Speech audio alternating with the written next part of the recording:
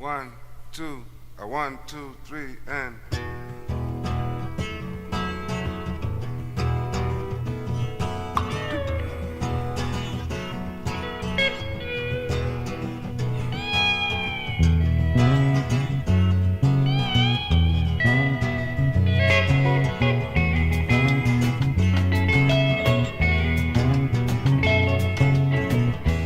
Diddly-dum-dum-day, diddly-dum-dum-day, diddly-dum-dum-day, diddly-dum-dum-day, diddly-dum-dum-day, diddly-dum-dum-day. Swim in the ocean, sharks in the sea. Sometimes I miss the rivers, but it really doesn't matter to me. Diddly-dum-dum-day, diddly-dum-dum-day, Nantucket Island, wait for me. Rent a bike in the morning, what a way to spend the day. In the evening when the sun goes down, there's always places to wind and dine. Diddly-dum-dum-day, diddly-dum-dum-day, Nantucket Island, wait for me. In the middle of the afternoon, people gather in town. Some talking, some listening, yeah, everybody's kind of shopping around. Diddly-dum-dum-day, diddly-dum-dum-day, Nantucket Island, wait for me.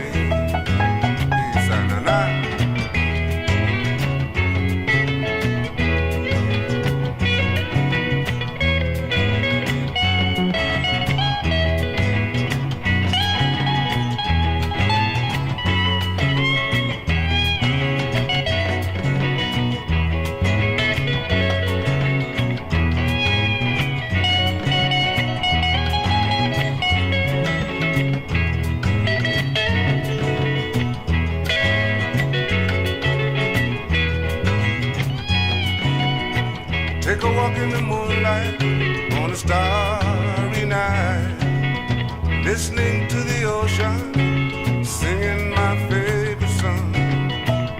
Diddly-dum-dum-day, diddly-dum-dum-day, Nantucket.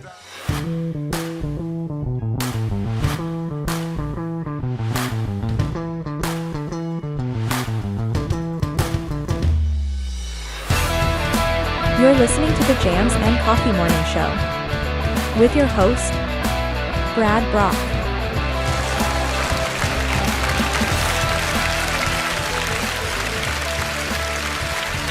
Good morning, Jammers. Welcome to Jams and Coffee.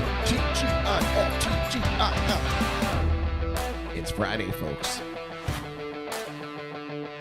Friday all over again. I can't believe it. You ever feel like the weeks are just flying by? I do. It's like Groundhog Week. Every week, almost exactly the same. This past week was pretty good, though. I, did some interesting things and weren't of normal routine. Routine is the killer of enjoying your time. So my advice to you is try something different each week. You don't have to change up your routine entirely, but change up how you get through your days. Perhaps take a different route to work and get up a little earlier and take the long way. Avoid the highways if it's possible. Try maybe something different when you get out of work. Instead of doing your normal routine of going home, making dinner, doing whatever, maybe go out for a date night. An impromptu Tuesday date night. Not so bad. Anything that you can do to shake it up. Give the illusion, at the very least, the illusion of extending your life and not getting wrapped up in the same old, same old. My name is Brad Brock, and you are watching Jams and Cocktails, or Jams and Coffee. Woo! Cocktails. I'm thinking cocktails because it's Friday. I'm ready. And yes, Philip, I'm tropically impaired. I'm ready to be tropically impaired this weekend. Tropically Impaired, of course, a great local brand here. But yes, thank you for tuning in on YouTube, our YouTube channel. And, of course, if you're listening to JNC Radio, we've just busted into your music listening experience there. And I appreciate you listening there on the LIVE365 Radio App.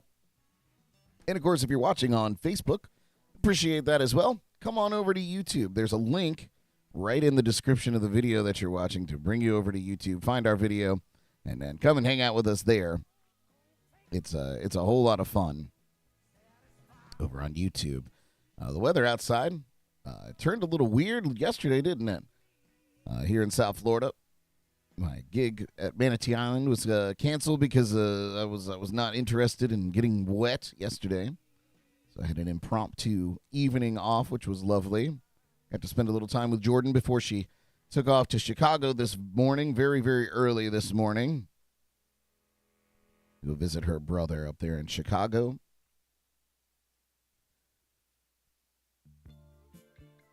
So I'm all alone here in the castle. So far, so good. I'm sure I'll miss her by the time she gets back on Sunday. But yeah, the weather is a little bit more of the same today. Wake up temps today will peak in the upper 70s to low 80s under partly cloudy skies.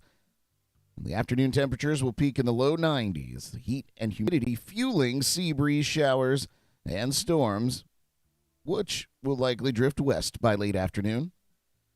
Over the weekend, increasing moisture with wetter conditions on Sunday. Scattered showers and storms possible, with the bulk of the rain pushing inland for the afternoon.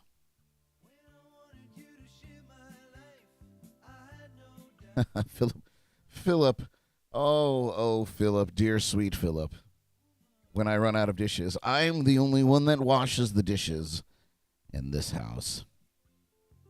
I'm kidding. I don't want to throw that much shade, but I do. I do wash the dishes incessantly sometimes. I'll even catch flack from Jordan when I run the dishwasher when it's half full because there's dishes in there that I require, whatever purposes, nefarious or otherwise, that I have for them. So that I don't worry about. And truth be told, we have plenty of paper plates, so I'm all set. We got some national days today. Some of these I don't recognize, so I'm going to be learning right along with you on today's national days. This one seems pretty obvious. It's National Cherry Popsicle Day. Each summer on the 26th of August, popsicle lovers across the U.S. enjoy celebrating National Cherry Popsicle Day. In fact, an 11-year-old Frank Epperson inspired the creation when he invented the original popsicle back in 1905, just a few years ago. After mixing up a powdered soda, he left the beverage overnight with the stirring stick still in it. Temperatures dropped unusually low that night, and the next morning, well, you may have guessed, Epperson found the liquid frozen on the stick, and he dubbed the creation the Ep-sicle. Of course, it wasn't until years later, in 1922, during a fireman's ball, that he introduced his frosty treat. With the popsicle's huge success, Epperson proceeded to make and sell his frozen sweetness at an amusement park in Alameda, California. By 1924, Epperson applied for a patent by that name, too. Sometimes later, he changed the name to Popsicle. So how about that? That's where the popsicle came from. Thanks, Frank.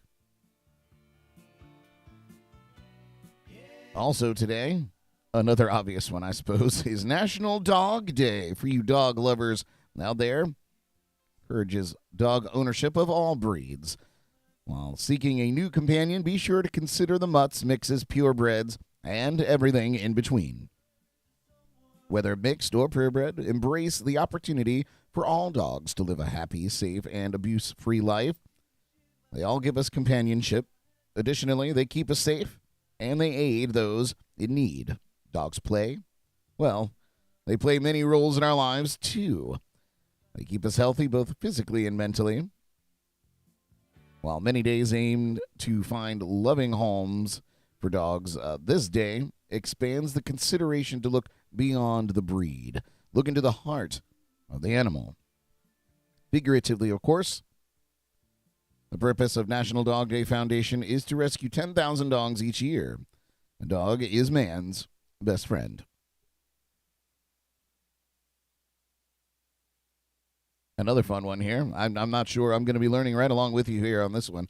National Got Checked Day. What does that mean? Well, it creates a call to action, providing a friendly reminder and asking a simple question. Got checked? Be inspired when you answer yes. Here we go. Routine breast cancer screenings do save lives. However, it's also important to begin breast chest health much earlier in life. Planting the seed of prevention young establishes breast chest health building blocks to last a lifetime. While it starts with a gradual routine in youth, anyone can continue the routine throughout adulthood. What does a gradual routine look like? Well, it's okay to discuss your family history. Create a balance between fitness and nutrition, develop spiritual and mental health, find purpose and set life goals. Create healthy relationships with others. Understand your relationship with the environment and its effects on your mind, body, and soul. Use music, dance, and the arts as a tool of healthy living. Learn to perform a breast or chest exam early. Know the signs to look for and do not ignore them. Include regular conversations about genetics and screening options with your OBGYN and general practitioner. Routinely schedule breast screenings. So yes, that's an important message, I believe. Breast health is best health. I just made that up. Or I heard it somewhere. Today is also National Web Mistress Day. Recognizes women in web development. Find that an interesting title for a national day. But a web mistress is a woman who designs, develops, markets, and maintains websites. The term has existed since the mid-1990s. Go figure. That makes a lot of sense. In June of 1995, the term officially entered technology's lexicon. And that month, Kat Valentine secured the domain name webmistress.com. Taking the name a step further, Valentine began web development under the job title webmistress. Comparatively, the term webmaster arrived on the scene as early as 1986, according to various classified ads. How about that? Women in web design. You have a national day. Congratulations. And keeping with the theme of women's health and equality, it is in fact National Women's Equality Day.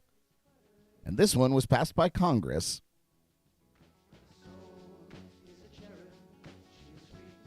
All the way back in 1920, the 19th Amendment to the Constitution was passed, granting women full and equal voting rights. Every year, on August 26th, we commemorate this right with National Women's Equality Day.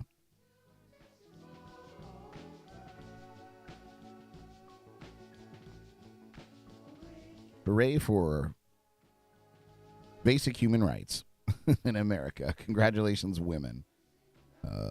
Deserving of it much, much sooner than 1920, but better late than never, I suppose. Yeah, those are the national days today. How about that? Not too shabby. So I promised on the Jams and Cocktails podcast, after our Name That Tune category was 1997, some really great songs coming out of 1997. I promised to come up with some tidbits because I was going on and on about how I thought that 1997 had to have been the most interesting year of all time. And now I have some factoids to prove it. And I'm going to tell you all about it when we come back from the break.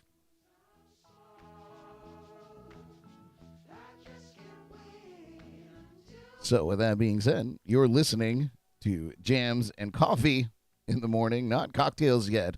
We will get there. No doubt. Thank you so much for tuning in. We'll be right back.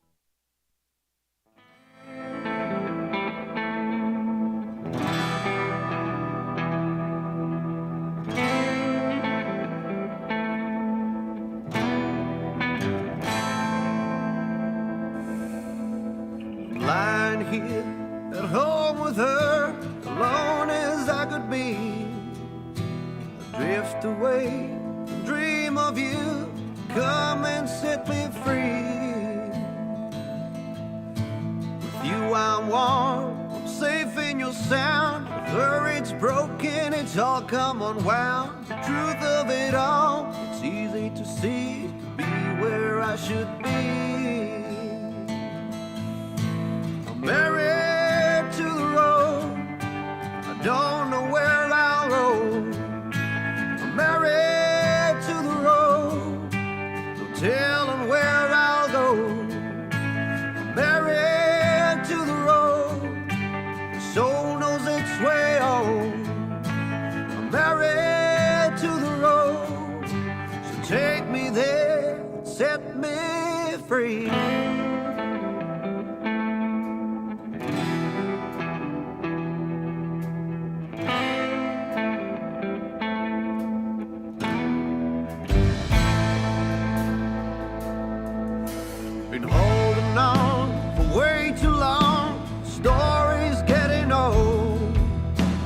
Fire's gone, ashes remain from the seeds that I have sown. So I run away, I run to you, I burn it down, no more the fool. Rolling wheels, the open sky, it's where I feel alive. Yeah, I'm married to the road, I don't know where I'll roam. Married to the road, no telling where I'll go. Yeah, I'm married to the road, my soul knows its way home. I'm married to the road, so take me there, set me free. The moon is out and the sun is gone, no more words, they have sung my song. And now it's just me and the starry skies, singing the end of that long white line.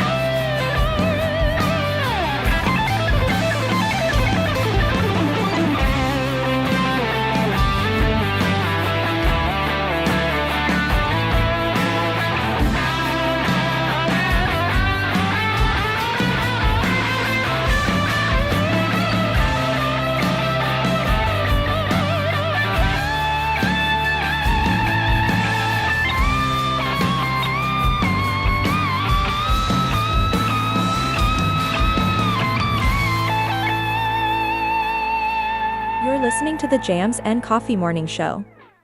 With Thanks, Jessica. You are listening to the Jams and Coffee Morning Show. Welcome back.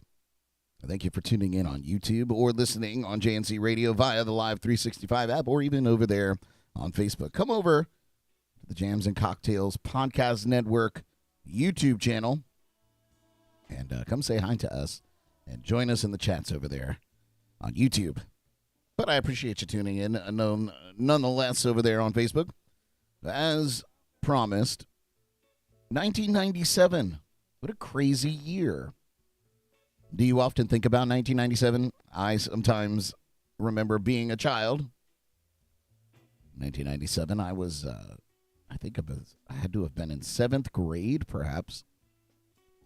My 7th into 8th grade year. Back in 1997. Some interesting things happened. There was a lot less people on the planet. I'll tell you that.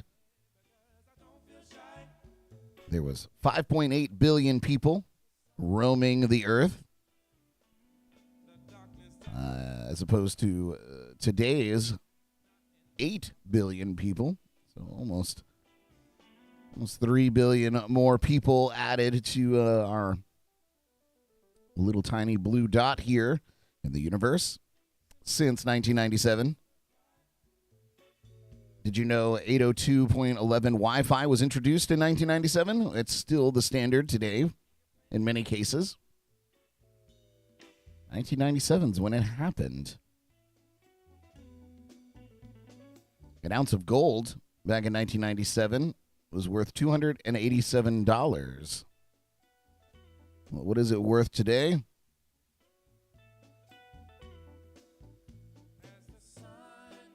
Let's see. As of today, or as of July 18th this year, the value is $1,719.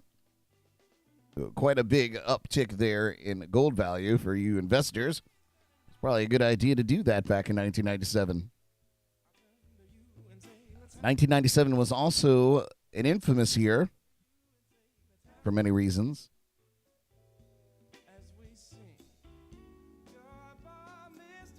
Because in fact, this was the year that Princess Diana passed away in that fiery car accident in Paris. Some conspiracy theorists believe that it was planned or an assassination/murder. It was a sad day for the world. Also this year, John Denver crashed and passed away. The notorious B.I.G. was killed by gunshot, and Chris Farley passed away of a cocaine and heroin overdose.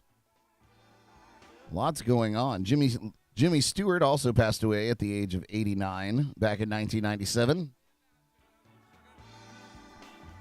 Really just a crazy, crazy year. Those of you that are fans of the ukulele anthem, Somewhere Over the Rainbow by Izzy, which you've probably heard a billion times, he passed away in 1997. Did you know that approximately 10,000 people attended his funeral?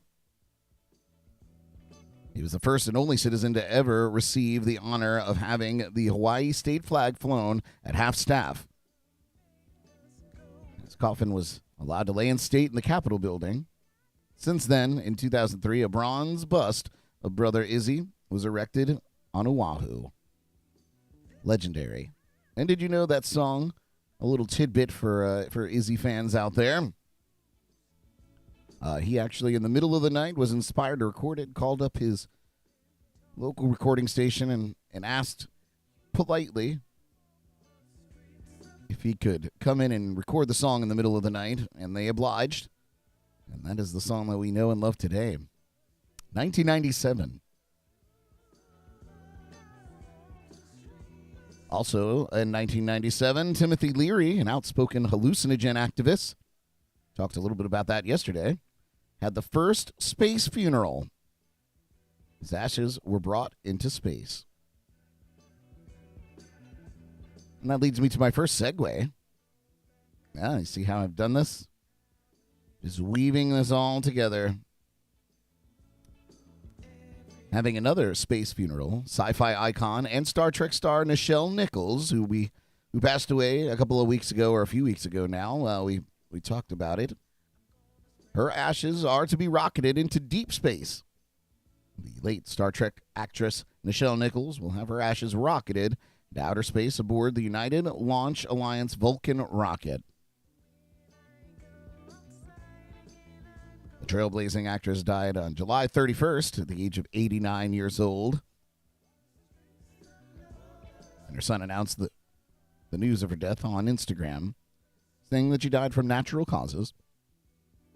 United Launch Alliance rocket will launch later this year, Fox News reported, and her remains will reportedly join those of the late creator of Star Trek, Gene Roddenberry, who passed away all the way back in 1991.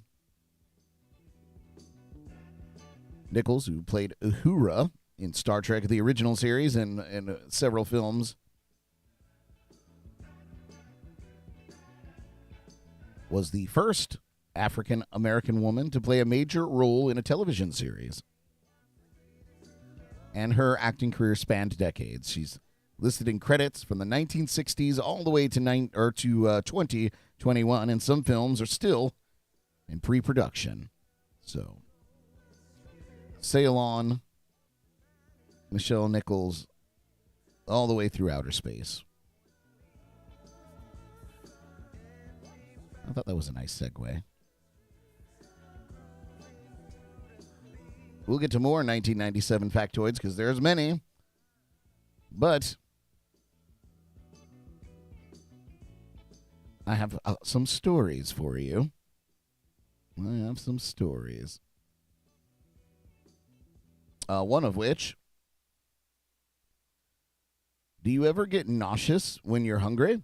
Well, why does hunger sometimes cause nausea?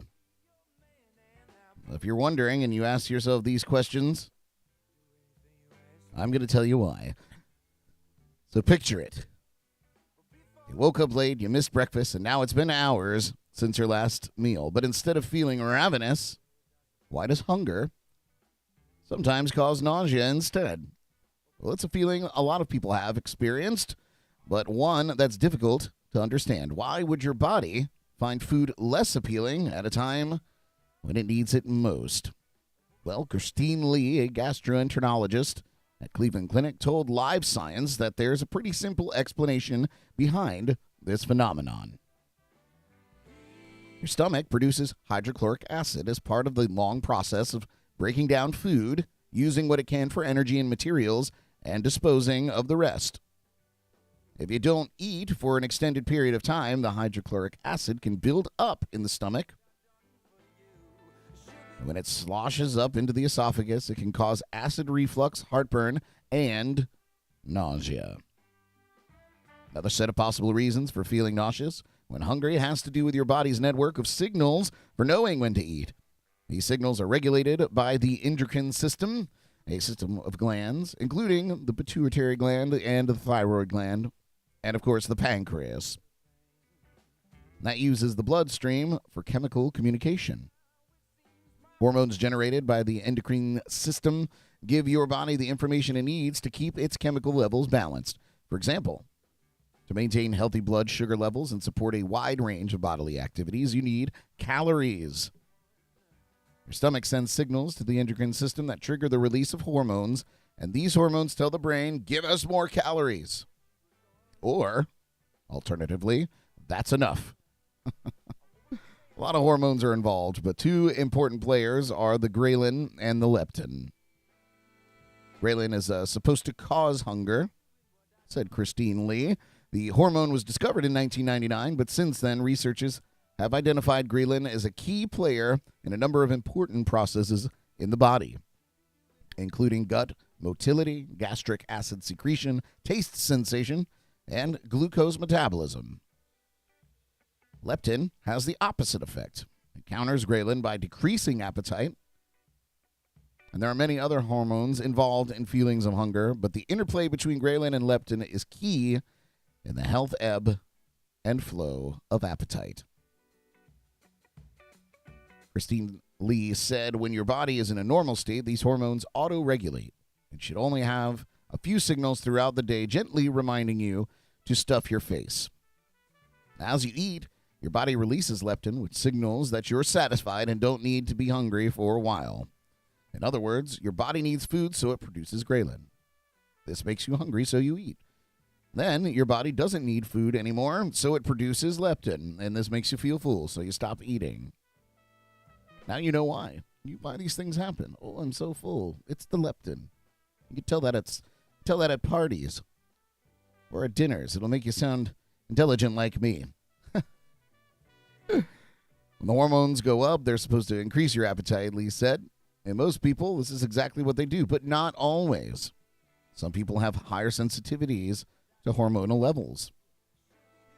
Variation in sensitivity and other factors lead some people to experience light nausea when they're extremely hungry. Cases of more severe nausea symptoms, however, could hint at a possible disorder. If your signals are intense enough that you get nausea or pain, that could be your body telling you that you need to be screened for metabolic, English language, very difficult, metabolic syndrome. Conditions such as high blood sugar, abnormal cholesterol, increased blood pressure, and high blood sugar, well, these can all lead to heart disease. So if you're experiencing nausea because you're very hungry, it might be worth it to go to a doctor and get a little checked out.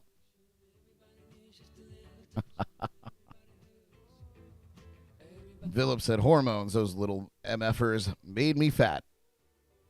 He spelt it P-H-A-T. And yes, Philip, you are P-H-A-T. Pretty hot and tempting, as the kids say. And yes, you did mention that John Denver was flying his Rattan Long EZ. Rattan? But yes, that was tragic also. 97, weird year. What else was happening in 97? I found that article interesting. I thought it was an interesting gander into why you get hungry in the first place and how you feel full. I thought that was nice. Speaking of high cholesterol and such, Pfizer's Lipitor has been reducing cholesterol since 1997. Isn't that something? Also back in 1997, Beanie Babies became the must-have toy.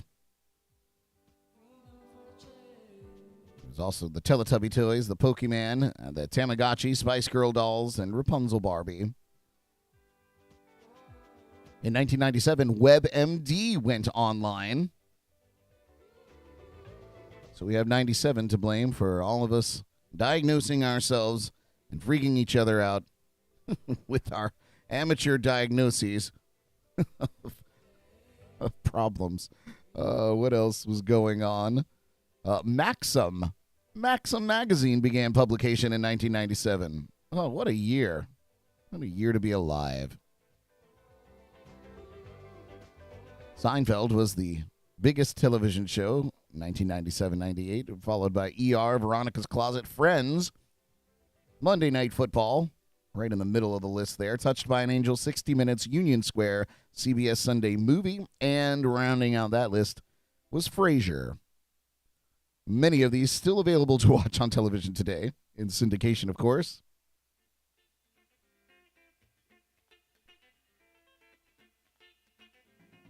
Most popular movies in 97. Number one, you may have guessed, Titanic. 97. Titanic, followed by Men in Black. The Lost World, Jurassic Park at number 3 there. Liar, Liar, the Jim Carrey Funny Man film. Number 4. Air Force One with Harrison Ford. Get off my plane. Number 5 there. As good as it gets, Good Will Hunting on the list. The Star Wars Special Edition. Number 8, My Best Friend's Wedding. Tomorrow Never Dies, the James Bond film. And rounding out at number 11, Face Off. Of course, with Nick Cage and John Travolta.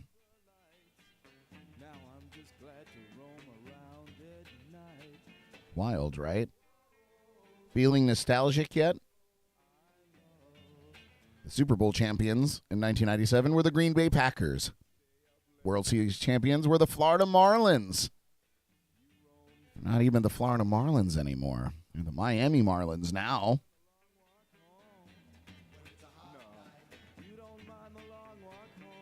You know, the top song of 1997 was Candle in the Wind, 1997, of course. It was Elton John's tribute to the very recently at the time late, Princess Diana.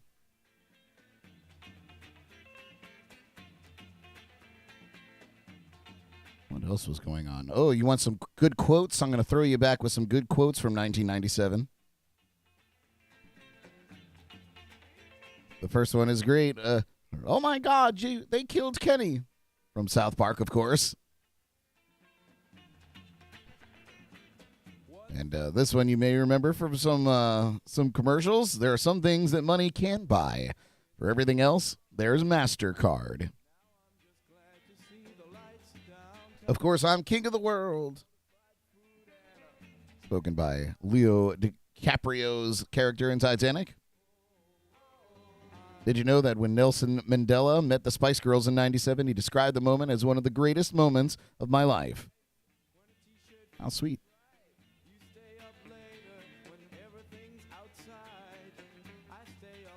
Jean-Louise Calment, the person with the longest confirmed human lifespan, who died in 1997, actually saw Vincent van Gogh in her uncle's shop as a 13-year-old and described him as blighted by alcohol. I believe it. What's her story? I'm going to find out on the break. I'm going to tell you about Jean-Louise Calment. I want to know how long she lived. If you know out there, let me know. If you've got any 1997 tidbits, feel free to give me a shout here in the studio. I am all alone after all. 772-888-1596. I'd love to talk to you. Or, if you're phone shy, I understand. You could still get me in the chats and comments, and we'll talk there. You know, I actually remember this little tidbit. Back in 97, Pepsi held a contest to win a life-size replica of the Simpsons house, or you could choose a $75,000 cash out. I remember seeing this on television and hearing about it on the radio and dreaming about living in the Simpsons house. The contest winner chose the cash over the home in the house, which cost $120,000 to build, was renovated to look like a normal home and resold.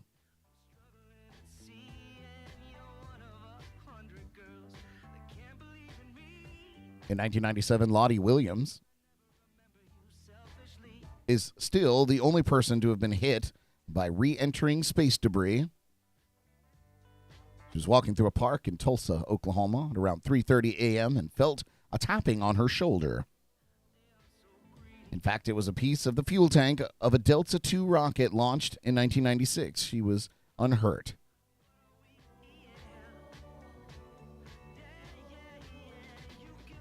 If you watch the podcast, the Jams and Cocktails podcast, during that Name That Tune, which spawned this whole segment, for 1997, we did play a song called Barbie Girl.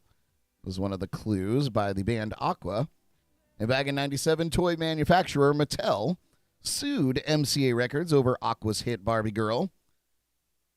And after ruling the lawsuit and MCA's countersuit be dismissed due to a parody protection under the First Amendment, the judge concluded his ruling by stating the parties are advised to chill. That's a cool judge. A cool judge. This is proof that kids were smarter back in 1997. 14-year-old Nathan Zoner was able to get 43 out of 50 of his classmates to vote to ban dihydrogen monoxide for his science fair project. And what did he try to prove there? 43 out of 50 voted to ban dihydrogen monoxide. Sounds terrible. Sounds like something that should be banned. But this kid should be a politician, because his project aimed to prove that the use of true facts can lead the ignorant public to false conclusions. And he won first prize. Of course, if you're in the know and scientifically as savvy as I, hair flip. Dihydrogen monoxide is another description for, you may have guessed it, water. It is water. 43 out of 50 of his classmates vote to ban water. Leanne Rimes was the youngest person ever to win Best New Artist at the Grammys. And we'll make this the last one for now, but we'll come back. Purell was launched as a product for consumers for the first time in 1997. It, of course, was used by healthcare workers since 1988, but it became available to the rest of us in 1997. How about that? How fun. What a cool year. The internet was just starting. We didn't have mobile phones in the capacity that we have them today. What a time to be alive. Well, let's get back to 2022, but what's going on in 2022? Well, the truth is, it's may not be as cool. But yes, Paul from Drums and Rum says, you got mail. Yeah, it was the very beginning of all this stuff. But today, here in 2022, California has voted to have more eco-friendly vehicles on its roadways after the California Air Resources Board voted on Thursday to approve a strict policy to ban the sale of new gas-powered vehicles by 2035. CNN reported the move is historic for the U.S. and is one of the first of its kind internationally. The rules have targets to phase out the sale of gas-powered cars over the coming years, aiming for a 35% of new vehicles sold in 2026 to be zero emission. The vote came 2 years after Governor Gavin Newsom signed an executive order requiring all new vehicles to be sold to be zero emission. The climate crisis is solvable if we focus on the big, bold steps necessary to stem the tide of carbon pollution, Newsom said. AP reported that gas-fueled vehicles can still be driven and used ones can be purchased after 2035.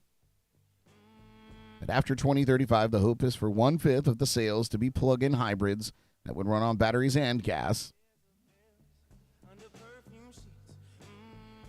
Still, news outlets reported hurdles the state would have to overcome, including having enough reliable power and charging stations for the vehicles.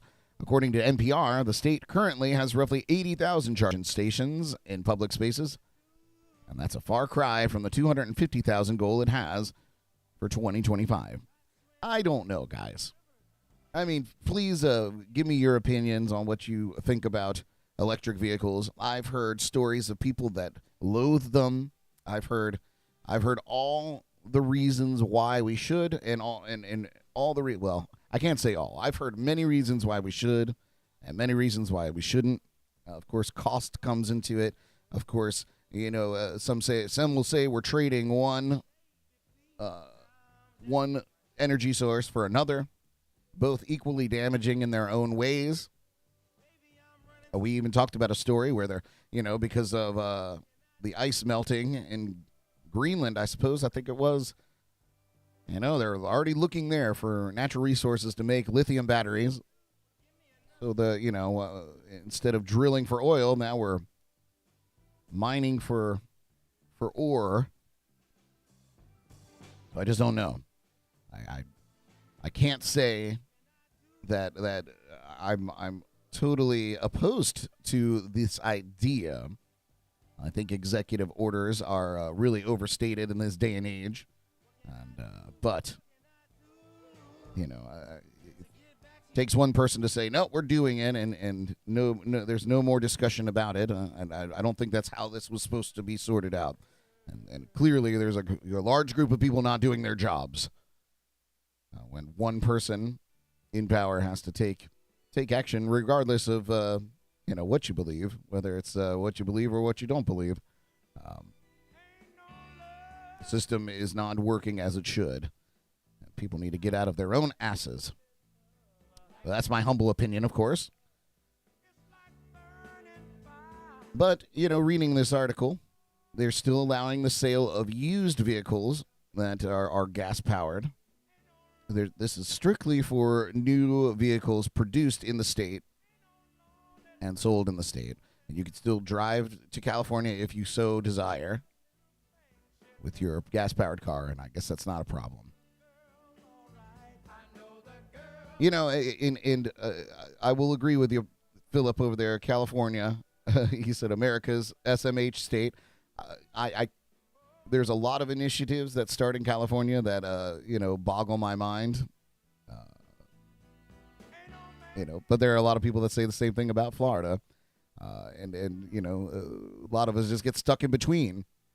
It's interesting to see it play out. 1997 was an interesting time to be alive.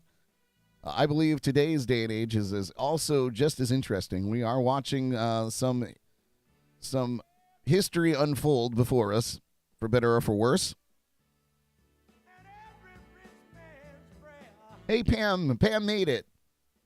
Today is apparently Pam's Saturday. So thanks for tuning in regardless of having a day off, Pam. Paula Drums and Rums says there's got to be a balance with nudging forward with new technology and not jerking the wheel hard. Either way, people don't like change. I agree. And hey, like in this story, this is nearly 20 years from now. No, maybe not 20 years. 10 years? Is 2035 10 years away? Oh my God. 15 years? 12 years? I don't know. It's too early for math. That just gave me a heart attack. I think that 2035 is a little over a decade away. But I think that's enough time. Perhaps the technology and will improve. Perhaps the batteries will require less natural resources to retain the energy. Perhaps solar energy comes a little bit further in that time to help reduce the stress on the electrical grids of various areas. A lot can happen. So I feel like they're not saying next year all new cars need to be electric. I don't think the technology is there. The cars are sweet, and they operate very well, and the people that manufacture them are smart people, and they're cool. But but it's also very new. So we'll see. I'm excited about it. I don't get it wrong. I think the charging stations need to come a long way in terms of length of time it is to charge up your car. But it is kind of neat that you can, get your car to 100% sitting in your driveway, as long as the power is available to do so. So I'm in it. I'm here for the future. I'm here for stuff like that. But what I'm not about is taking one energy that's detrimental, quote unquote, to the environment and trading it for another variation of energy excavating that's equally as damaging to the planet. So, if we're not polluting the skies, we're just digging massive holes in the earth. So, something's got to give, I suppose.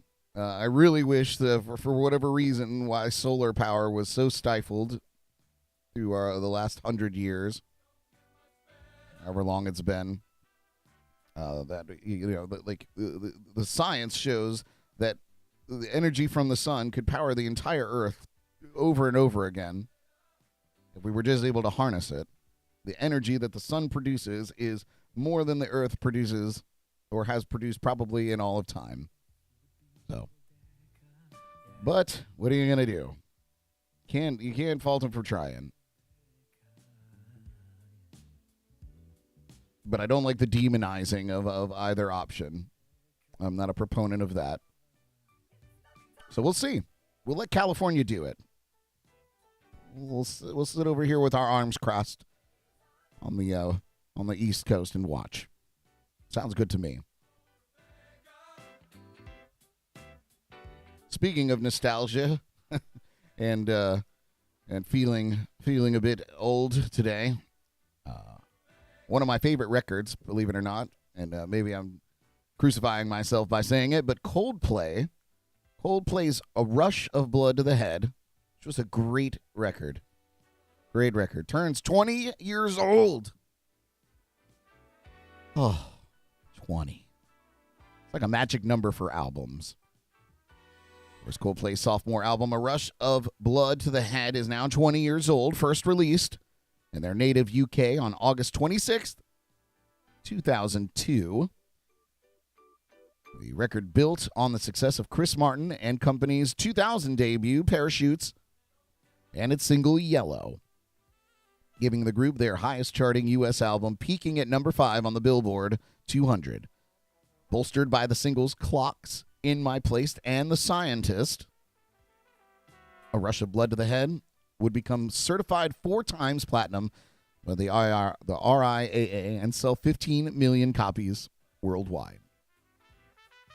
Like Parachutes, Rush of Blood to the Head won the Grammy for Best Alternative Music Album. Clocks would go on to win Record of the Year at the 2004 Grammys. Coldplay's rise to worldwide stardom with A Rush of Blood to the Head coincided with Martin becoming a fixture in the celebrity culture thanks to his relationship with Gwyneth Paltrow, who he'd started dating shortly after the album's released. The two got married in 2003 and were together for 10 years before Paltrow announced that she and Martin were splitting up, with perhaps the most famous divorce euphemism, conscious uncoupling is what she called it. Yeah, you should write that down in case you ever need to use it in divorce court. We're having a conscious uncoupling. Following A Rush of Blood to the Head, Coldplay has since released 7 more albums while becoming one of the biggest bands in the world. Their most recent record, Music of the Spheres, dropped last October. Martin told NME, that's a good NME. I just got that after all these years, that publication. Last year that Coldplay will stop making records after their 12th studio effort. So that would be it. 12's the number. Wow, Rush of Blood to the Head, 20 years old. 2002 is the year I graduated high school.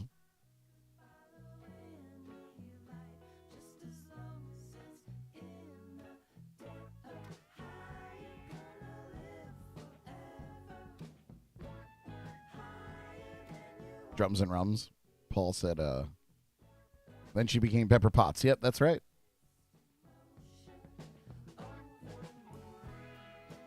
Oh. Paul said, most of the time I'm unconscious coupling. There you go. Speaking of people that were big in 2002, Avril Lavigne is being honored with a star on the Hollywood Walk of Fame. She'll be awarded the 2,731st star on August 31st, 11:30 a.m. Pacific time, of course. Her star in the category of recording will be dedicated at 6212 Hollywood Boulevard. Avril Lavigne is very deserving of this Walk of Fame star, and we're thrilled to be honoring her with this great honor. Anna Martinez, the producer of the Hollywood Walk of Fame, says in a statement, Avril's fans have been blowing up my phone asking when she'll be getting a star, and we're thrilled to say the time is now. I love Avril Lavigne. I think that first record of hers was revolutionary. It was interesting. It was angsty. And at the time, I was all of those things. Mostly angsty. An angsty teen. And we grew up together. So Avril Lavigne, a Canadian treasure, getting her star on the Hollywood Walk of Fame.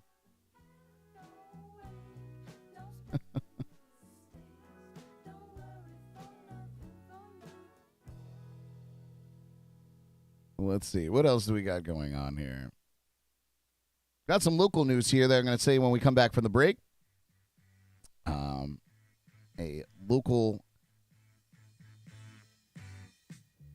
nonprofit gets a $5 million grant to teach trade skills to at-risk youth in 3 cities here on the Treasure Coast. And that's Project Lift, and we're going to talk about it because it's very exciting. We're going to talk about it when we come back. And thank you so much for listening to Jams and Coffee in the Morning. Stick around. There's more to come. We'll be right back.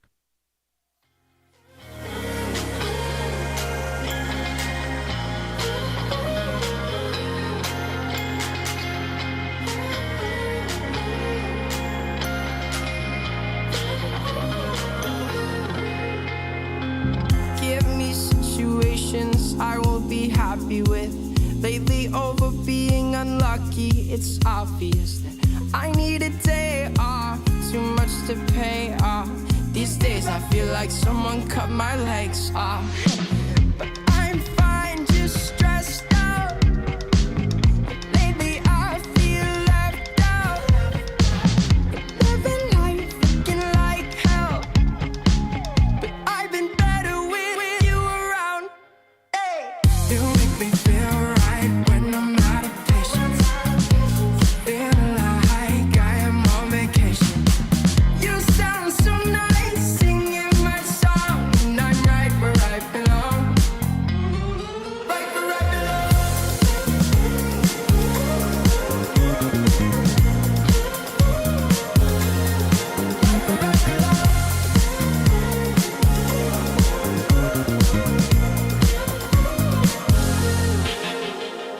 Good conversations always on my motivation. I need a list of names to fix my reputation. Amazing how these people use communication. I try to live my life, they keep me on probation. So much to do, no time to do it. So much to say to try to get through this. I'm fine, just a little clueless. But baby, right now you're on my to-do list. You make me feel right when I'm out of patience. Feel like I am on vacation. You sound so nice singing my song, and I'm right where I belong. Right where I belong.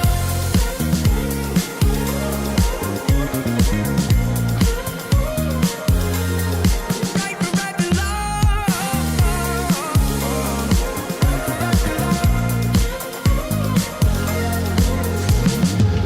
You make me feel right. Feel like I'm on vacation. You sound so nice singing my song, and I'm right where I belong. Right where I belong.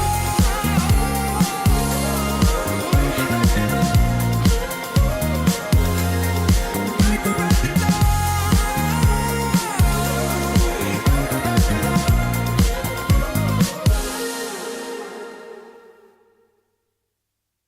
All right, welcome back to Jams and Coffee here in the morning. I'm just watching the comments over on YouTube. And Paul said 92 for me, Pam, and Pam had some question marks. Let me fill in the blanks. Paul graduated high school in 1992. Way to dime yourself out, Paul. Whereas I said she called us babies. Listen, Pam, I'll take it. I will, anytime somebody wants to call me a baby these days, I'll take it. I'll take it all the way to the bank. With interest. We're going to talk about Project Lift getting a $5 million grant, but I'm going to preface this article with a story of perseverance. Valeria Aplicano beamed with confidence and teenage joy, saying she feels like when she turns 15, her world will expand with opportunities to talk about babies. Aplicano is eager to get her learner's permit so that she could start driving, start working at Chick-fil-A, and help out more with her family's finances. She also looks forward to beginning 10th grade to continue working toward her dream school, the University of Florida, where she plans to study biology. Optimism wasn't always so high for this ambitious teen. who recalled being in a dark place about 2 years ago. She was struggling with depression and twice was involuntarily admitted to a mental health institution. Aplicano's father gave T.C. Palm permission to disclose her medical information. The Florida Mental Health Act of 1971, commonly called the Baker Act, allows judges, medical professionals, and law enforcement officers to involuntarily admit people to a mental health facility for up to 72 hours if there are signs the person could be in danger to themselves or others, either through neglect or violence. After Aplicano was Baker acted the second time, her therapist told her about a program that teaches life, coping, and vocational skills, introducing her to Project Lift. Aplicano enrolled in the girls' after-school program in March of 2021, graduated this July. Now she returns to the Palm City location as a mentor for other kids in the program for welding, carpentry, and auto repair. She said, "I've changed, and I'm now able to help others while also helping myself. It's nice to know they can talk to someone their same age and be like, there's actually someone that's been through the same thing as me. It's nice for them because they'll get to know that they're not alone." So with that wonderful story, let's talk a little bit about Project Lift and this $5 million grant that they've gotten. Bob Zaccheo, a psychotherapist and CEO of Project Lift, founded the program back in 2010 because he wasn't getting through to some of his younger patients in an office setting. He discovered some were more open outside the office, while he taught them how to bait a fly fishing rod, for example. So he created a nonprofit focusing on mental health through vocational education. Therapy under the hood of a car, as he says on his website. In therapy, you are constantly looking to replace the nefarious behavior, whether it's depression, anxiety, stress, ADHD, family functional issues, or substance use disorders, said Zaccheo. The only way to deal with that diagnosis is to replace it with something. If you're depressed and anxious, and you don't replace it with something like welding, carpentry, or boat building, then that original behavior is going to get worse. In 2021, Project Lift served nearly 700 kids, about 467 at the Palm City location, and about 200 at the Belle Glade location, both in Florida, of course. No data has been recorded for the Fort Pierce location since it just opened this year, according to Zaccheo. It costs the program $21 a day to aid in rehabilitating at-risk youth, compared to $209 a day if the child were in a juvenile detention center, according to Project Lift. The U.S. Department of Labor's Apprenticeship Building America, wow, that's a long one. The U.S. Department of Labor's Apprenticeship Building America grant program gave $5 million to Project Lift for the next 4 years, starting in September. The money will fund trade programs at all 3 Project Lift locations in conjunction with Associated Builders and Contractors, a national construction industry trade association. Lauren Adrian, the nonprofit's chief impact officer, said Project Lift now offers a pre-apprenticeship program that leads to a full apprenticeship opportunity through a partnership with ABC. Project Lift has not determined exactly how it will spend the money yet, but the staff was excited to be the only Florida recipients to be selected for the maximum amount. Lauren Adrian said, "It's the mental health piece that's the innovation, and I think it's what enabled us to stand out and get the grant." They're looking at Fort Pierce and St. Lucie County expansion. Project Lift actually expanded into St. Lucie County in February, of course, with the opening of their 7,500 square foot house and 1009 Delaware Avenue in Fort Pierce, where about 30 boys go for therapy and trade instruction each week. The program helps them complete their high school education and get their court hearings to support them in the good and the bad, said Vic Miller, the program director. 5 kids have gone through the Pathway program at Project Lift Fort Pierce, where they complete their high school diploma on site with a teacher who utilizes the Penn Foster curriculum as a mean to help kids who dropped out or were expelled.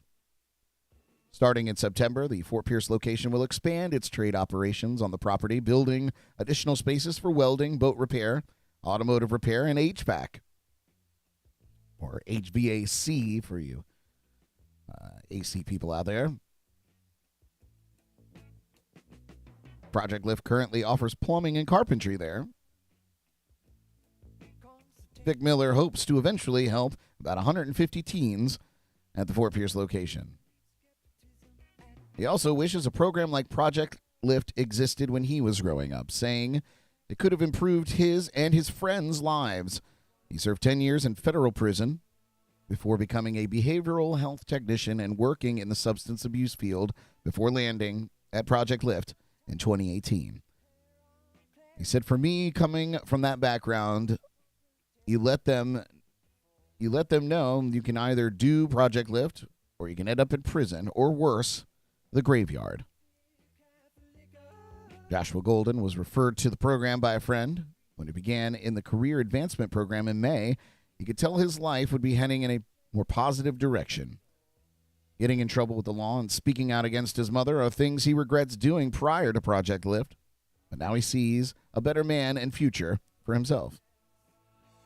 Project Lift has opened up a lot of opportunities for me that I can use in my future or my life, said Golden, who is 19 years old. He received his high school diploma on August 5th through the Penn Foster curriculum after being expelled from his last school. Golden says he plans to go to college to study architecture with the goal of becoming an architectural engineer. I love stories like this, you guys.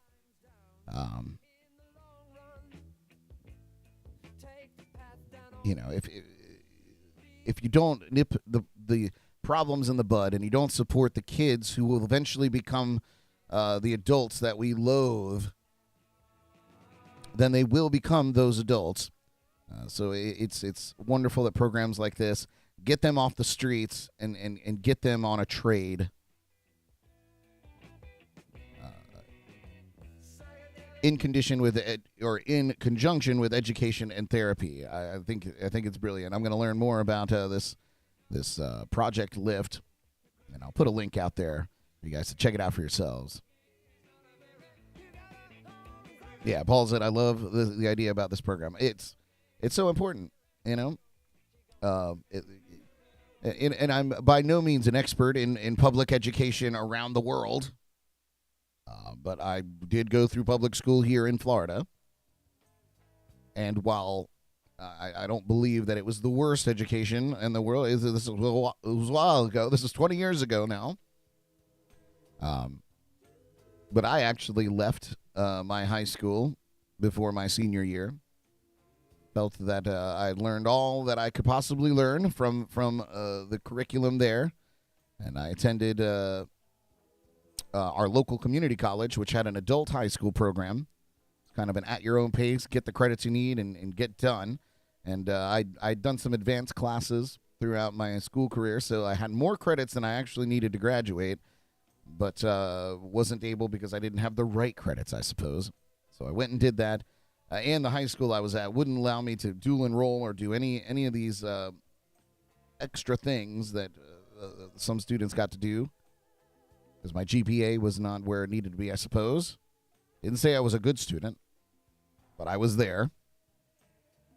And so the adult high school at the community college said, yeah, we'll dual enroll you here at the school so you can knock out some college credits while you finish up your high school credits. I graduated a year early, in just 3 months of studying, doing my papers, and taking the tests. And got an actual high school diploma, not a GED. And also went to college there as well. So, my point is, sometimes public school isn't for everybody, and they don't capture the attention and the wonder of these children. And this is going back 20 years. So, here we are 20 years later, still same thing happening, and now there's even more challenges to the public school system. So, programs like this, I hope that more pop up and take an active interest in helping these kids develop skills that they enjoy and are useful and could possibly turn them away from a life of crime or worse, poor mental health, depression, and things of that sort, which is even worse in some cases. So congratulations, Project Lift, on that grant. I hope they put it to good use, and some kids could get a really nice jump start in their lives. And it's happening right around the corner here from us.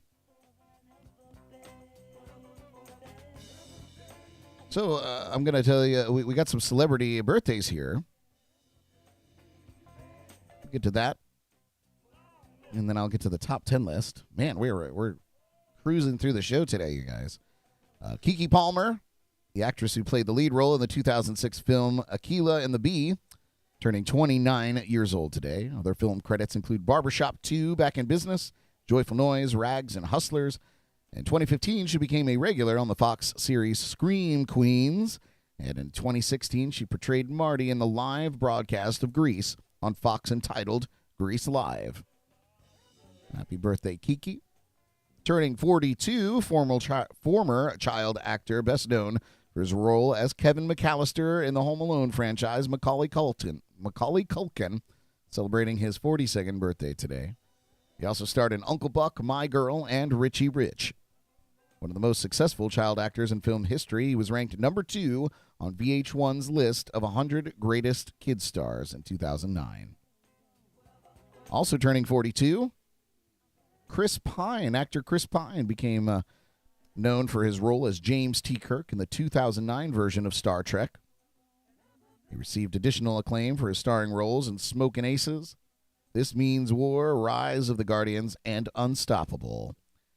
2017, he began playing Steve Trevor in the Wonder Woman films. A whole decade older than that, turning 52 today, actress Melissa McCarthy, who starred as Sookie St. James on the television series Gilmore Girls for 8 years and began starring in the comedy series Mike and Molly in 2010. She received an Academy Award nomination for Best Supporting Actress for her role in Bridesmaids, and had starring roles in the films Spy, Tammy, St. Vincent, Identity Thief, and The Heat. Happy birthday, Melissa McCarthy. A funny lady.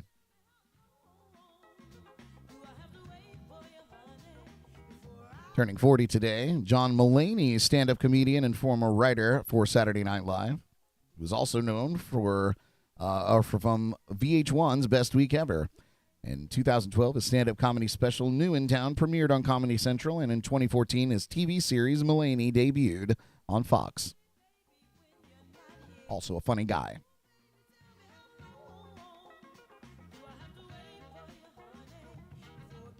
Yeah, Paul or Pam, it's possible that Opie or Ron Howard would have been the most successful.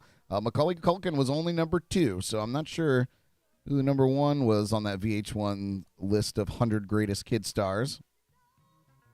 Could very well have been Ron Howard. I imagine it might be Shirley Temple, though. Turning 36 years old today, country pop guitarist and singer who forms one half of Florida Georgia Line, Brian Kelly. 36, young guy. This group's debut album, Here's to the Good Times, was released in 2012 and peaked at number 1 on the United States Country Music Chart. At the 2014 CMA Awards, Florida Georgia Line was named the Vocal Duo of the Year. Their hits include Stay Cruise, was written by my new friend Jesse Rice, Round Here, and Get Your Shine On. Their lead single, Dirt, from their sophomore album, topped the country digital singles charts and the iTunes genre, the country charts. And it topped the country chart in Australia, down under. How about that? Guitarist from the American rock band Counting Crows, one of my favorite bands, Dan Vickery, turning 56 years old today.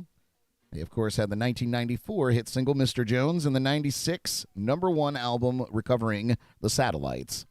They received a 2004 Academy Award nomination for their song Accidentally in Love, which was included in the film Shrek 2.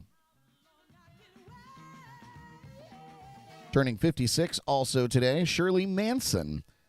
There's the singer of the band Garbage, with the 96 UK number 4 single, Stupid Girl. They were on tour recently with Alanis Morissette, I believe. And if you have a keen eye and a sci-fi mind, if you ever watched the Sarah Connor Chronicles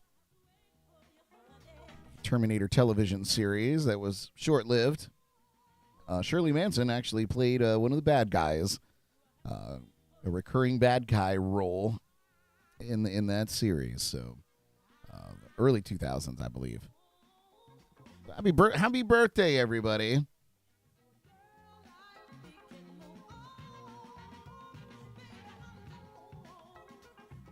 Did you ever wake up in the morning? I'm going to start a series. And it's going to be called, Do you ever wake up in the morning and ask yourself these questions? Do you ever wake up in the morning and look at yourself in the mirror, deep into your soulful eyes, glossed over by the hours of sleep that you've enjoyed? Splash your face with water and ask yourself, what happened to the dinosaurs? What did they devolve into? Well, this list may shine a little light on that. Of course, Steven Spielberg's Jurassic Park came out way back in 1993 and was an immediate success. On its opening weekend, the United States and Canada, in the United States and Canada, it raked in over $47 million, which went a long way to covering its budget of $60 million. If the scientists who cloned the dinosaurs had a more limited amount of cash, they might have looked around the modern world to find the dinosaurs' closest living relatives. Of course, birds. And as a stand-in for the terrifying T-Rex, they could have used one of its nearest kin. That's right, the chicken. Granted, the movie might not have had such an impact, but it would have been more accurate. We tend to think dinosaurs went extinct after a catastrophic event 66 million years ago, just a little while ago. But this is only true of some of them. We could divide dinosaurs into two groups, avian and non-avian. At least some of the avian dinosaurs survived to evolve into birds. The non-avians disappeared. Dinosaurs, of course, appeared between 243 and 233 million years ago. In the Triassic period, they became the lords of the earth, a position they kept for millions of years before an asteroid smashed into the Yucatan Peninsula. All the flesh-eating dinosaurs, such as the T-Rex, belong to a subgroup known as the theropods. Learning something new today, I hope. Members of this group had hollow bones and 3 digits on each foot, just like a chicken. We have a problem with the term dinosaur because it covers a broad range of animals. When someone mentions dinosaurs in conversation, we imagine large, vicious brutes such as the T-Rex or the placid leaf-eating giant, the Brachiosaurus. That's not always the case. So let's explore 10 reasons chickens are dinosaurs. Are you ready? I'm ready. Let's do it. Top 10.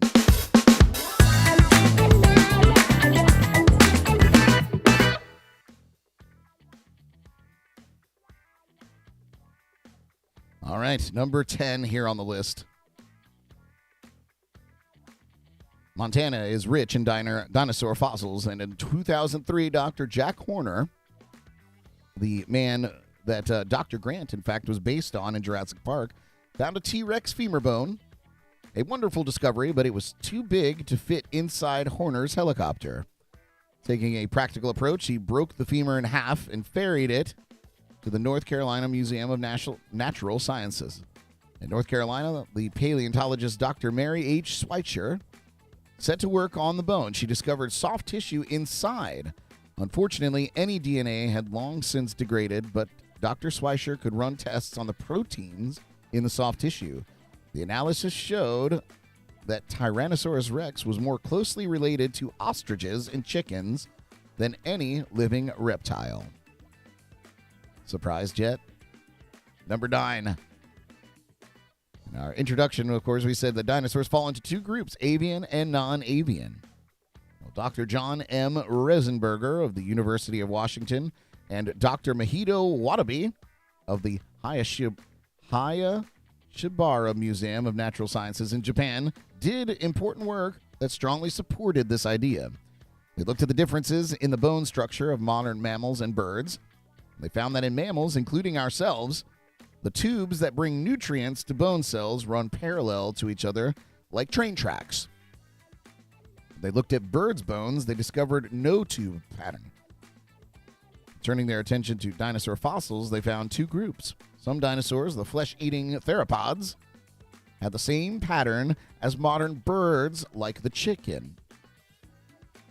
Some ones that died out, had a pattern more like modern mammals.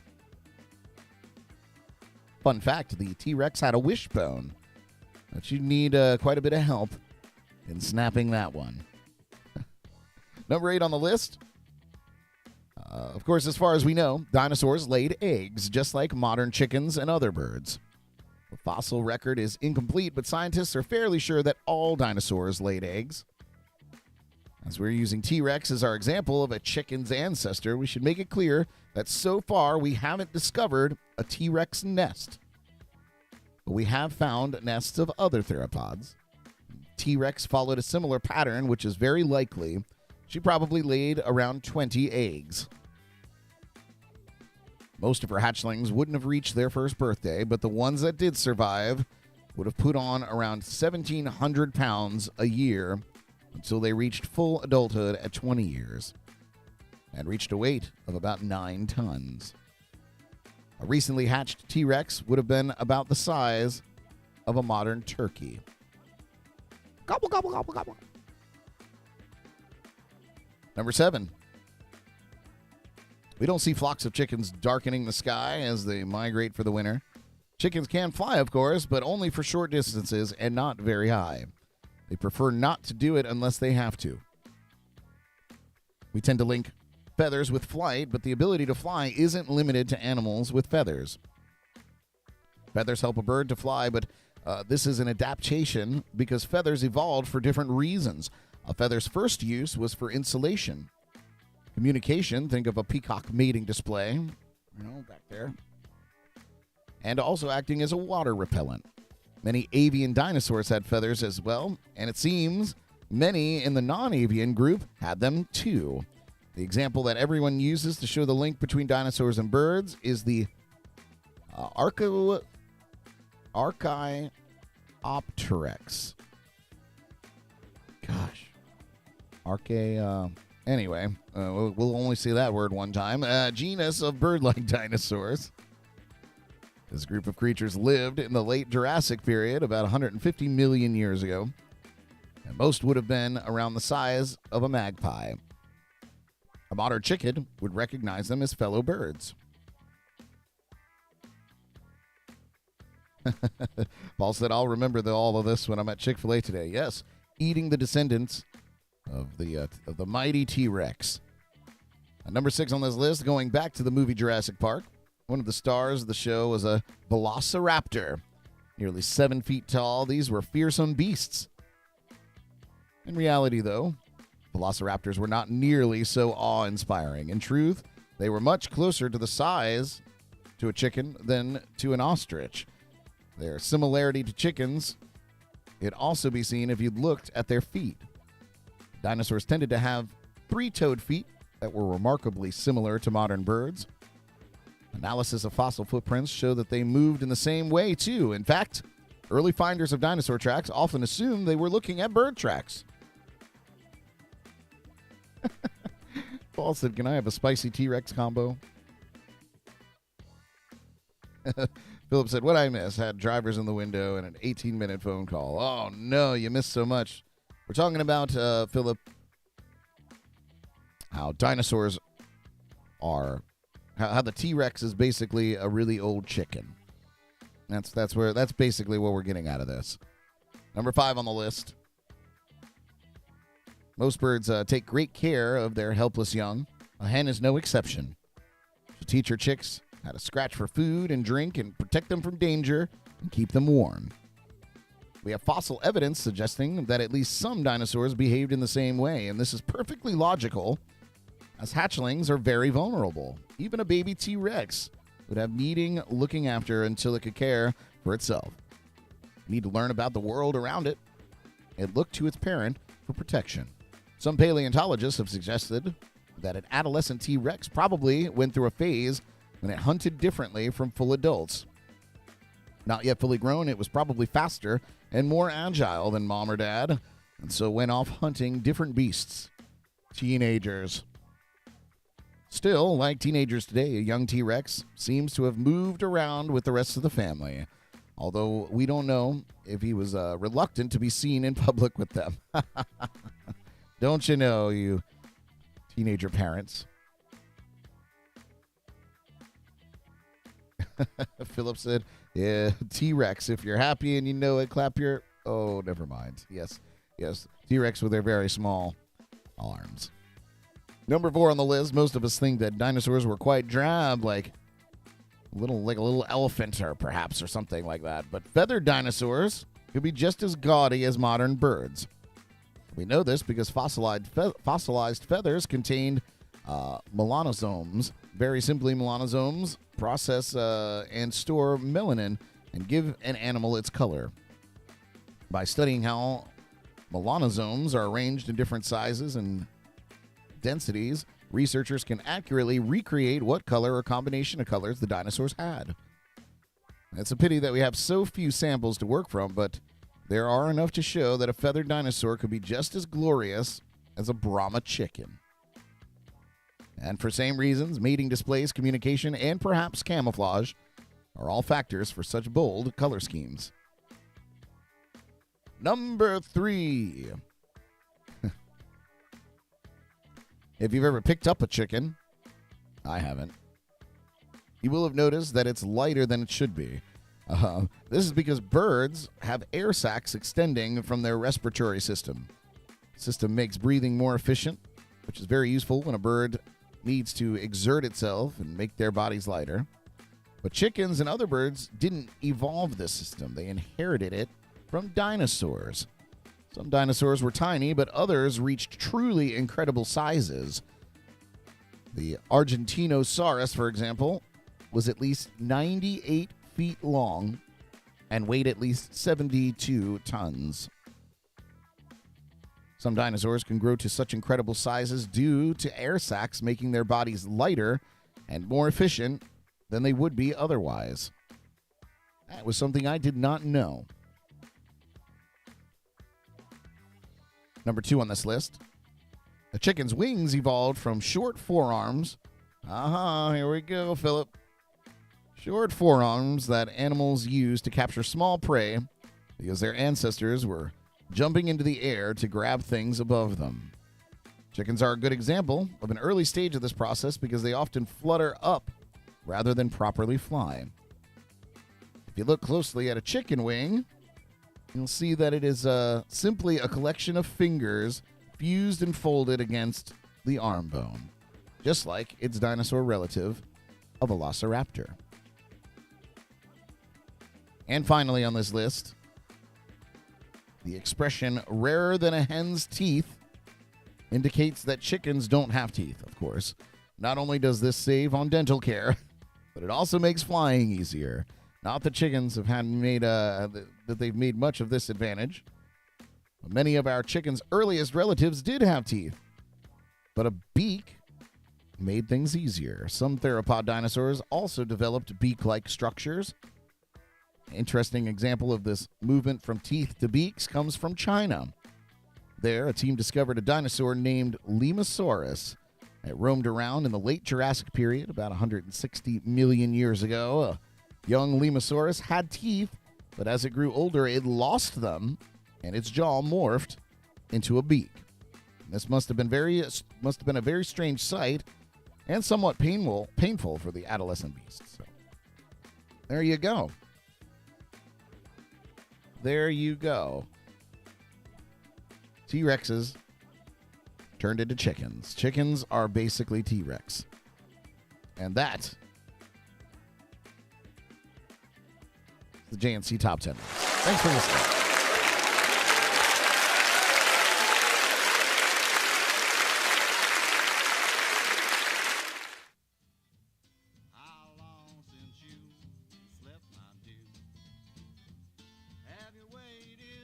Now, one more quick music story for you, and then we'll do our shameless plugs, and I'll let you get on with your Friday. Of course, we know that Every Rose Has Its Thorn is one of Poison's biggest hits, but Bret Michaels recalls the song being a tough sell to his record label and to radio programmers around the country. Speaking with Arizona Republic, Michaels recalls Poison having great luck with the power ballad I Won't Forget You back in 1987, which peaked at number 13. But that song was driven by electric guitars. Every Rose Has Its Thorn was practically country by comparison. The stylistic differences raised plenty of doubts from people in the rockin' world at the time. But finally, a cluster of radio stations in Dallas responded to Michael's pleas to put Every Rose Has Its Thorn into rotation. And guess what? The song went to number 1 like a freight train, he recalls, and soon everyone got on board. No one believed in this song. We just kept at it, Michaels continued. Then suddenly everyone's like, oh, we always knew this was a number 1 song. I'm like, yeah, that's because it's number 1 now. He said 3 months ago you guys wanted to take it off the record. And of course, it's one of their biggest hits of all time and most memorable and identifiable songs from Poison. They're currently on the stadium tour in the U.S., supporting Motley Crue and Def Leppard. And Michael says he's having the time of his life on tour, which was postponed for 2 years due to COVID, of course. So they're still out there doing their thing. You guys ever see Bret Michaels on Rock of Love back in the day? Oh, what a cheesy show. But you got to know Bret Michaels a little bit better. Cool dude. All right, you guys, let me take a peek and make sure I'm not missing any lovely comments. All right, we're going to get our shameless plugs, and I'm going to let you get on with your day. Of course, go and subscribe to our YouTube channel if you're watching there, either live here or watching later on. Sometimes we have some stragglers that'll watch later. Please subscribe to the channel and subscribe for notifications by clicking the little bell as well. We go live all the time. You can follow us on our various social media platforms like Facebook, Instagram, TikTok. You can find me on there, The Brad Brock on TikTok. Always some fun stuff going on there. And the Jams and Cocktails podcast, broadcasting live on Wednesday nights at 8 p.m. on YouTube, sometimes on Facebook if I feel froggy, and, of course, on the JNC Radio on the Live365 app. This week we're doing the Pocky One Chip Challenge, the 2022 edition. And it's not, last time we did it, it was just me. Now the whole crew's on board. It's going to be a hilarious evening because contrary to most of our heat challenges, we're going to do this one right off the bat. So you got to tune in early on Wednesday because we're going to try to go a full hour without having a drink while also getting through the show. So it's possible that it's going to be a complete train wreck, but we're doing the chip challenge right out of the gate on the podcast this coming Wednesday. So check it out. I put events out. You can set notifications on YouTube to be notified when we're going live for that. But it's going to be a great time. I mentioned the Live365 Radio app. It's completely free. Go and get it for your mobile device. And you can listen to JNC Radio on there. Just search for JNC Radio. And, of course, you hear this show in the morning, on the weekdays. Great music all day long. And you can listen to the JNC podcast on Wednesday nights there as well. It's completely free. Go get it. It's awesome. Shout out to our friends and partners at Code Rum, Johnny Ringo. Whoop, whoop. Hop Life Brewing, the Sneaky Tiki in downtown Stewart, and, of course, Paul from Drums and Rums. Enjoyed your live stream yesterday, Paul. That was a good time. A really great group in the chat. Really informative and a lot of fun people in the rum world joining us there on that live stream. And I do remember that you mentioned that you didn't like the way you looked on the camera, but I thought it looked great. I thought the lighting was nice. Coming along quite nicely, man. Keep up what you're doing. Looks great.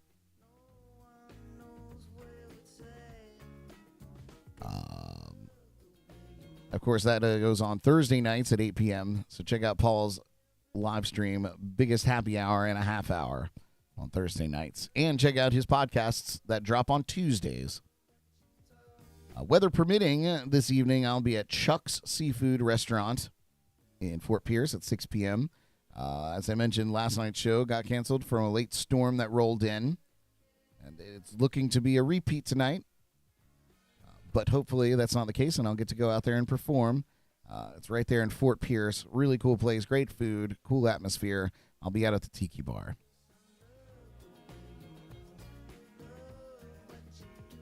I know I'm driving this into the ground, but I keep mentioning it because I'm hoping that you guys go. Mel Fisher Days coming to Key West. The first week of September, the 2nd to the 6th.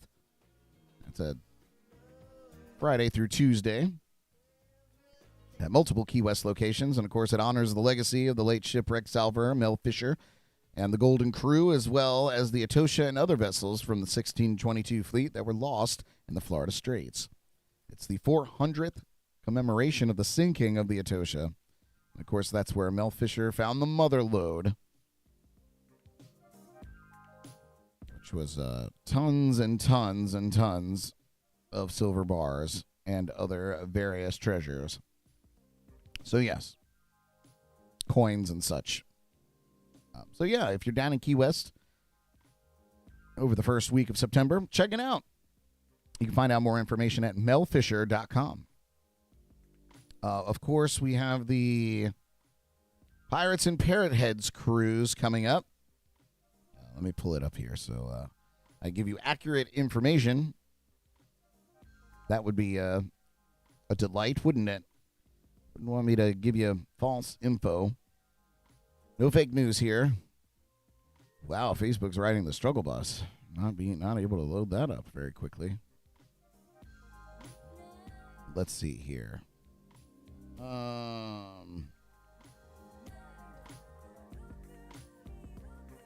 There it is. All right, so this is happening in January 13th through the 15th. Sailing on the Margaritaville at Sea. It is the Pirates and Parrot Heads Party in Paradise cruise. And all the information is there on Facebook, the Facebook event. I'll put a link to that for everybody to click on and go check out. We have Jesse Rice, acclaimed singer-songwriter Jesse Rice is our featured performer on that cruise, just for you. And it's a sailing out of the Port of Palm Beach on the Margaritaville at Sea, and I'll be there, so it'll be a great time. For no other reason, just come and hang out with me on a fun cruise. That sounds good. And that does it for my shameless plugs. And I think that does it for the show overall. Man, thank you so much for joining me this morning. Enjoy your Friday, TGIF. Enjoy your weekend. I'll see you out and about. Hey, Philip and Pam, if you guys make it down here, be sure to reach out. I'd love to see you. If you make a little road trip down, that would be awesome. And, of course, I'll catch you back here on Monday morning at 8 a.m. right here on Jams and Coffee on YouTube, JNC Radio, Facebook, and who knows where else. Enjoy your day. I'm Brad Brock. We'll see you next time. Bye. Tune in again tomorrow morning for the latest local buzz, national headlines, music news, and more on JNC in the Morning, right here on Facebook and YouTube.